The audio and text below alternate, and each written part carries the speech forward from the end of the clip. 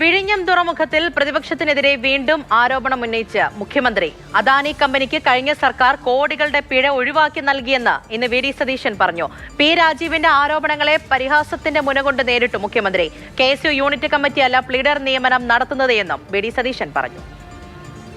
വിഴിഞ്ഞം തുറമുഖവുമായി ബന്ധപ്പെട്ട് അദാനി മോഡി ഡീൽ ആരോപണം തള്ളി മുഖ്യമന്ത്രി വി.ഡി. സതീശൻ.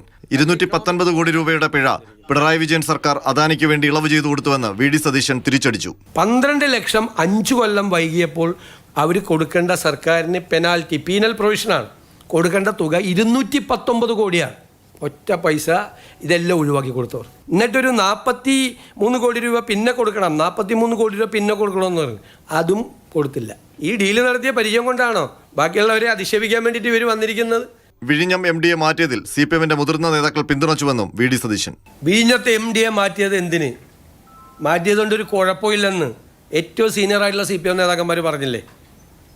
വിഴിഞ്ഞത്തിൽ അനാവശ്യമായ ആരോപണങ്ങൾ ഉന്നയിക്കരുത് എന്ന് സീനിയർ CPM നേതാക്കന്മാർ തന്നെ പറഞ്ഞില്ലേ? ഗവൺമെന്റ് പ്ലീഡർമാരുടെ നിയമനത്തിൽ ലോയേഴ്സ് കോൺഗ്രസ് നൽകിയ പട്ടികയിലുള്ളവരെ തന്നെയാണ് നിയമിച്ചതെന്ന് വി.ഡി. സതീശൻ വ്യക്തമാക്കി. മറിച്ചുള്ള ആരോപണങ്ങളിൽ കഴമ്പില്ല. ലോ കോളേജ് KSU യൂണിറ്റ് അല്ല പ്ലീഡർമാരെ നിയമിക്കുന്നത്. ശരീരഭാഷ വിമർശിച്ച മുൻമന്ത്രി പി. രാജീവിന് നേരെ പരിഹാസം. അദ്ദേഹം ഒരു ബുദ്ധിജീവിയാണ്, വലിയ പ്രഭാഷകനാണ്, ചിന്തകനാണ്, എഴുത്തുകാരനാണ്. ഞാൻ അതൊന്നുമല്ല. ഞാനൊരു സാധാരണ നാട്ടുമ്പുറത്തുകാരനാണ്. തമാശ കേൾക്കുമ്പോൾ ചിരിക്കുകയും സങ്കടം വരുമ്പോൾ കരയുകയും ദേഷ്യപ്പെടുമ്പോൾ പൊട്ടിത്തെറിക്കുകയൊക്കെ ചെയ്യുന്നൊരു സാധാരണക്കാരനാണ്. എൻ്റെ ബോഡി ലാംഗ്വേജ് ചിലപ്പോൾ അദ്ദേഹത്തിന് ഇഷ്ടപ്പെട്ട് കാണില്ല. കാരണം അദ്ദേഹത്തിൻ്റെ ശൈലിയല്ല എൻ്റെ ശൈലി. 5 10 6 16 പേരെ പിണറായി വിജയൻ്റെ കാലത്ത് നിയമിച്ചിട്ടുണ്ട്.